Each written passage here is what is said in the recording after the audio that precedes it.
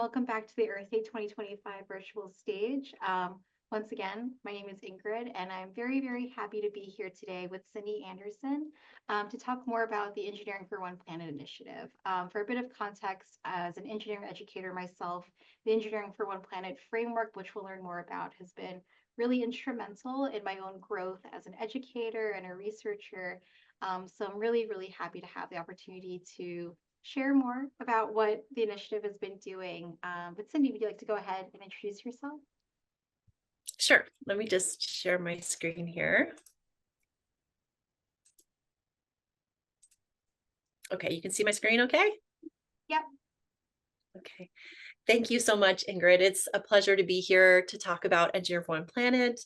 And I just want to, as I introduce myself here, I want to give everybody my information so they can absolutely feel free to contact me at any time if they have any questions about Engineer for One Planet or integrating sustainability into really any classes, but engineering education in particular. Please do feel free to contact me through LinkedIn at Cindy Anderson Alula, or you can contact me through my email here, or directly you can email info@engineeringforoneplanet.org if you want to just reach right out to anybody at the Engineering for One Planet desk. So I'm Cindy Anderson. I'm an Engineering for One Planet strategy consultant with the Lemelson Foundation, and I also have my own sustainability firm. I'm a sustainability consultant with Alula Consulting, and I've been really working in the sustainability field for over 30 years. So I like to think about sustainability and climate work as a marathon, not a sprint. You know, I know we're in a really challenging time right now, and a lot of, I'm sure your audience members are feeling concerned about the future of what's happening around the world related to sustainability and climate. I just want to reassure you that we can do this together. And yeah, we're here for the long haul. So I also want to just say thank you so much to Ingrid for inviting me to be here today, to be part of the virtual stage, and just happy Earth Day. It's 55 years. And so again, sort of underscoring that this is a marathon, not a sprint. You know, 55 years of putting the Earth first is really what we're here about to talk about. And thank you to the Earth Day Initiative and March for Science New York City for the invitation. And also thank you to each of you in the audience for taking the time to listen today, to tune in. Awesome. Thanks so much, Cindy. Yeah, happy Earth Day. I think that's such a nice way to like kind of kick things off, that it really is a marathon and not a sprint, especially in these times. But yeah, do you want to tell us more about the EOP initiative and what motivated its creation? Yeah, absolutely. I'm happy to dive into those questions. So what is Engineering for One Planet? Well, our vision is that sustainability, and what we mean by sustainability is environmental, social, and economic sustainability, will become a core tenet of the engineering profession. And what we really mean by that, our main goal, is that we'll transform engineering education so that every engineer, no matter the discipline, is equipped with the understanding, the knowledge, the skills, the mindsets to ensure that their work is contributing to a healthy world for lifetimes to come. And I just want to say that anything that I'm saying today, everything that I'm saying today, as well as so much more, is available on our website, engineeringforoneplanet.org. So I really encourage people, if they're interested in this, to go check out our website. And then just a tiny bit of background about what motivated this effort. Will really, it started with an original research project back in 2017 to look at how was sustainability being integrated, not just into engineering education, but also business and design. And we looked all over the world at exceptional programs. And we really started to interview people, members of our community, and ask what was working and what wasn't, and why not. What were the approaches and barriers? And that really led us to believe that we needed to bring our community members together to try to transform engineering education together. So back in 2020, the Lemelson Foundation, funded by the Lemelson Foundation, and in partnership with VentureWell, we launched Engineering for One Planet. And for those that don't know or maybe not familiar, the Lemelson Foundation is a small family foundation based in Portland, Oregon, and their mission is improving lives through invention, and they're deeply committed to sustainability and climate work. So again, what motivated this change? Well, a big part of this was, well, how do we go from changing individual engineering courses to actually changing the course of engineering, which you probably can tell from our vision and our goal. It's pretty lofty. I mean, it's not something that's going to change overnight. And like I was saying earlier, this is a marathon, not a sprint. And it really takes all of us working together to make these changes.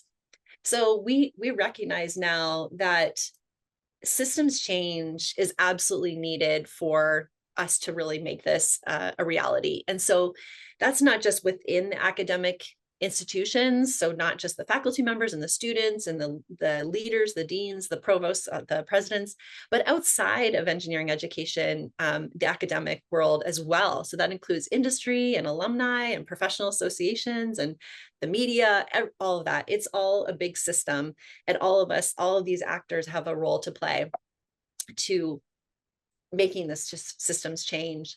And just really briefly, I won't go through all of this, but we really know that we need both bottom up and top down efforts. So bottom up meaning, how can we support faculty in changing those courses, individual courses, to whole programs through curricular reform, all the way down from institutional leadership and support and strategy around sustainability and climate action.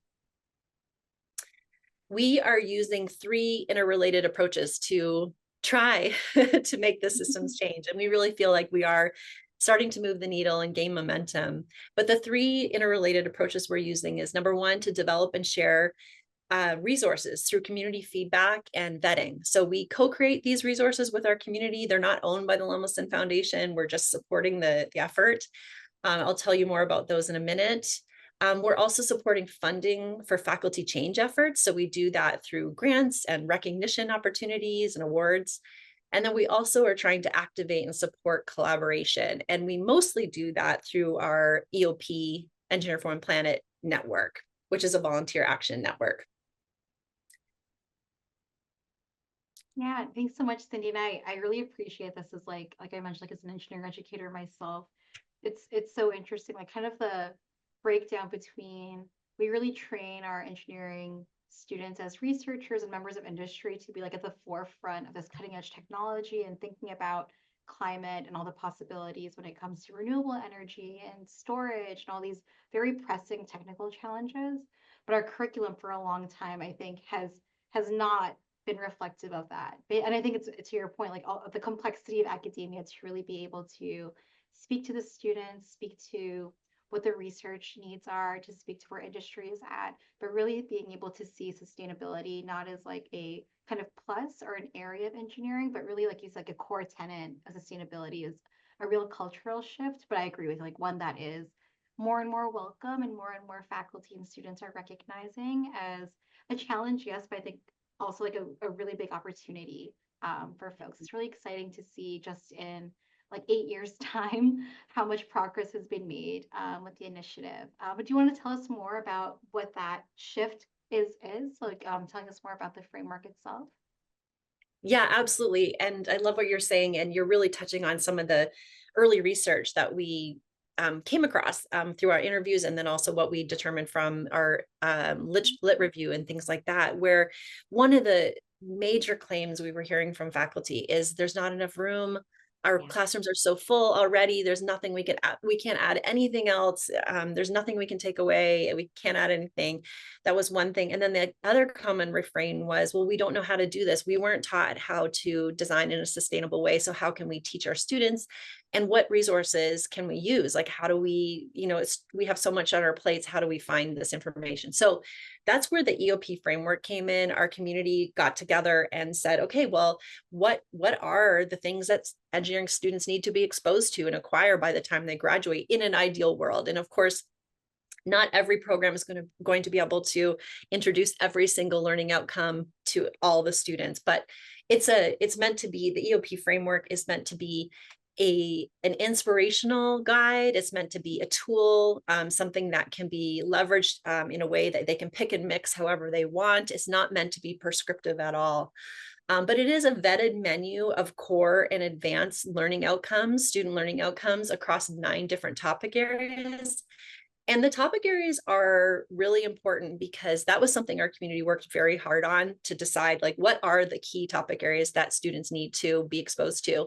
And so systems thinking is front and center within the framework. And that was conscious. That's a conscious design. All of our community members agreed that systems thinking was absolutely the most important topic area for our students to learn.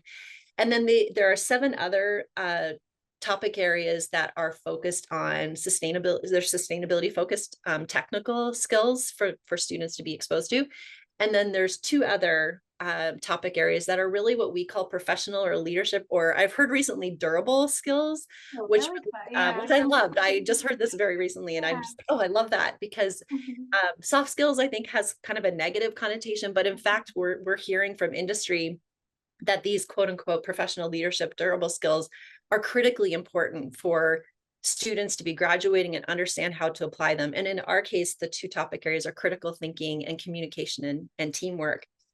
A little bit more about the framework. All those student learning outcomes are mapped to the 7 ABET outcomes. And in case your audience isn't familiar, ABET is an accreditation body for STEM programs across the US and the world. It's also, these learning outcomes are also mapped to UN SDGs as well as Bloom's taxonomy. And all of these were things that our community members determined were most important to help faculty to make it as easy as possible to bring these learning outcomes into their courses. And as it says here on the slide, we're creating a growing amount of teaching and assessment tools that draw off of the framework in order to, again, support that effortless integration of sustainability into engineering education. And we are collecting feedback for our audience, just so they know, in 2025, all throughout this year, we're collecting feedback. We'd love to hear from the audience if they have any suggestions about what should be in the framework or what shouldn't be. And then we'll be releasing our 3rd version of the framework next year in 2026. That's super exciting. And I love how central, like, systems thinking, like you said, was really put there by design. Just the idea, I think, like you were saying, like, so many faculty, like myself included, like I'm a chemical engineer by training, and sustainability was maybe a special topic that was like introduced later on, and kind of like really still the bedrock of our work. Is in many ways now it's outdated lens of teaching about oil and gas and the ways that we've typically extracted energy, which are still, of course, like ubiquitous, like in our society. But I think the idea of thinking about, like, how can we challenge ourselves to, like, think a little bit further, not just to create new technology, but to think about, now that we know, like, that maybe some processes may not be serving us in the way that they should anymore. How can we really go back to the drawing board and think back, like, from as little as a molecule down to like the public health impacts of like where the molecule ends up, and really being able to do that life cycle analysis in a way and realize how interconnected things are, I think, is something that our engineers, one, from a technical standpoint, of course, is important, but I love, yeah, that I might steal that durable skills lens, because I think that's also part of the process too. Like, how do we come up with sustainable processes also in an increasingly global workforce, increasingly diverse workforce, to really have our students thinking critically about the way that they're showing up professionally is equally matched in that process too. So I love that. Yeah, and I'll just add really quickly, one of the things about the professional leadership durable skills and what you're talking about, like this ability to be a critical thinker and a problem solver, I think that especially now with AI coming online and so rapidly, we really need our engineers to be able to assess all of our students, really everyone on the planet, actually, but I Yeah. was talking about engineering. Really, we all need to be able to look at what AI is feeding us, and for us to be able to critically think and understand, is this accurate? Is this the right answer for this particular context, this regional, this local context versus a global context, or things like that? So more and more, and we, like I was saying before, more and more we're hearing from industry that the technical skills, absolutely, we need students graduating with those specific technical skills. Like, as a chemical engineer, you need to know those specific skills.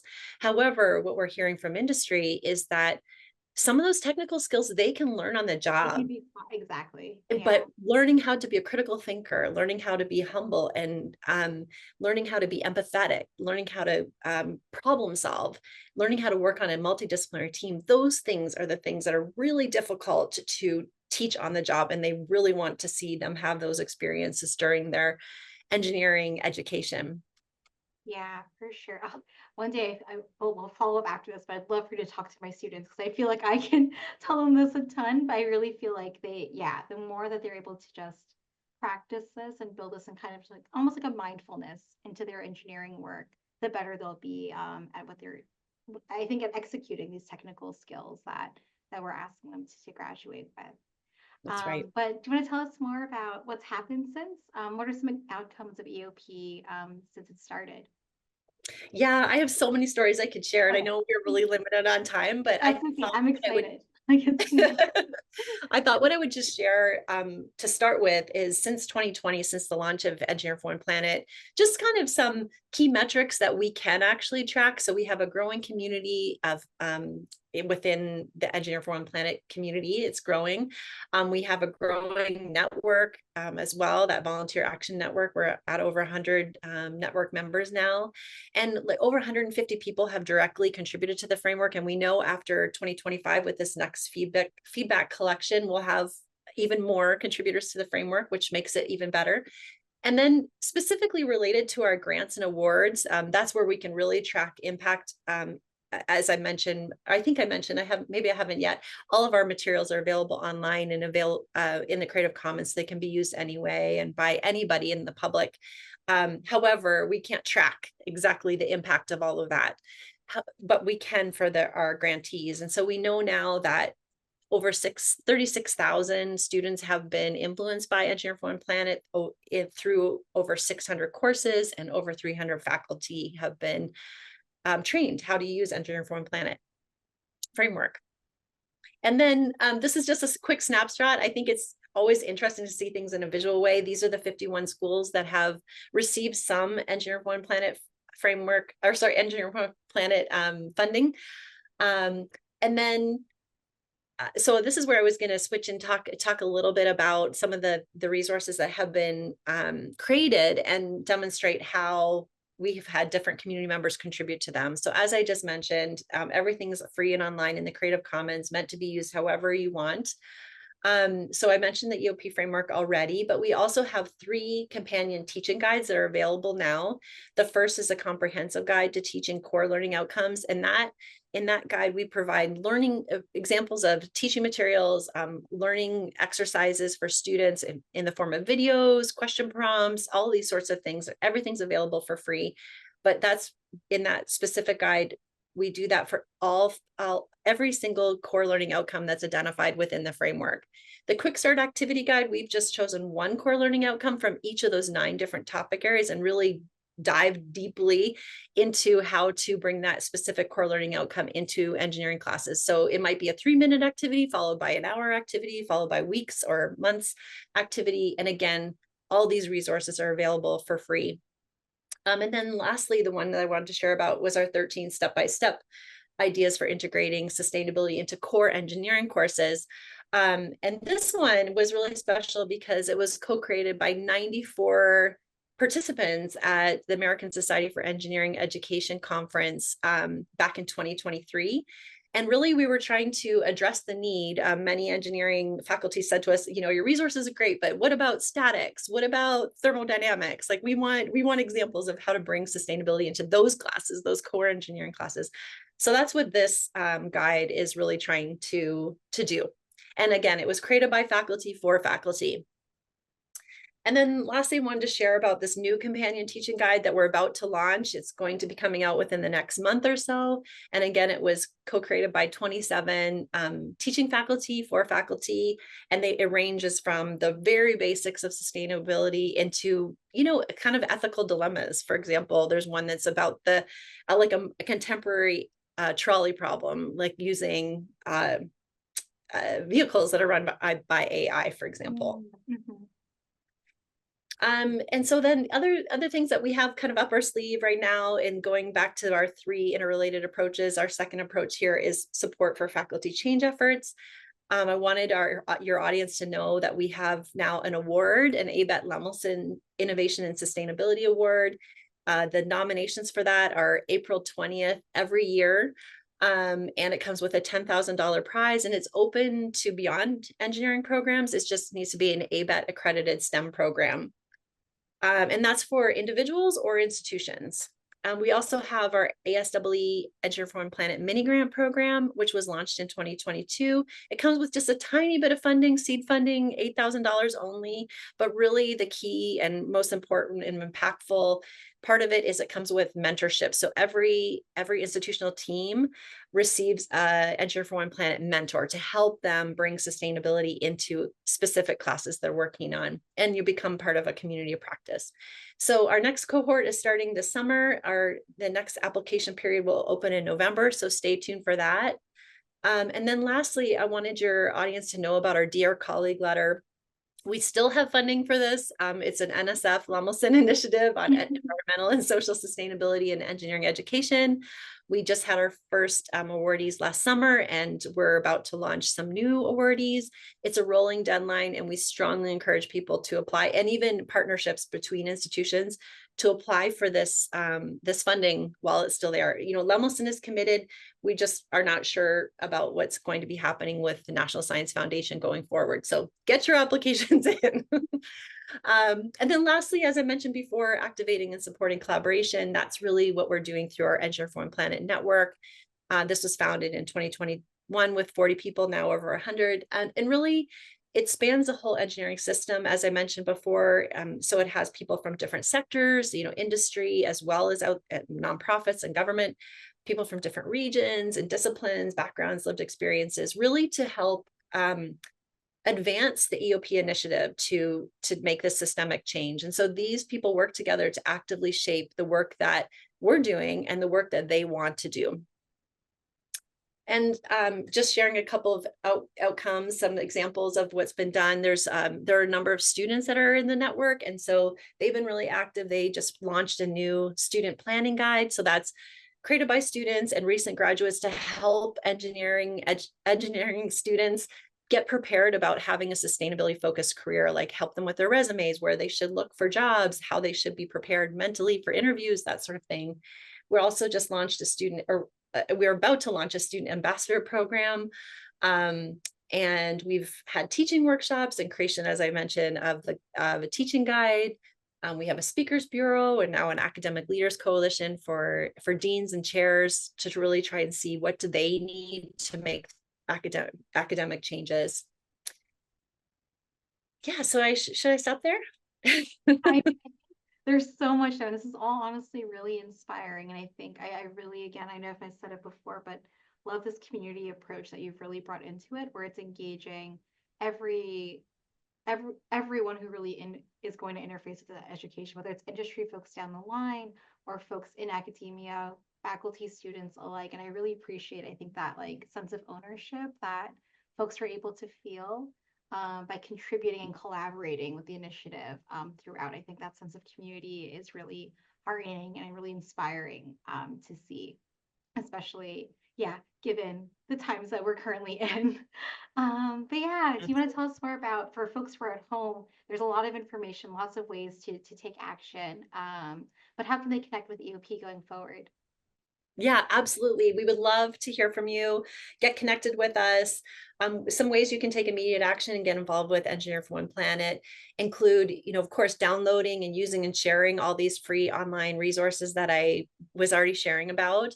Please tell your peers about EOP. One of the greatest ways that we can make a difference is just talking to other people, like-minded people. So if you know someone's interested in either they're already integrating sustainability into their courses, or they want to know how to do it, or they're looking for resources, please tell your peers.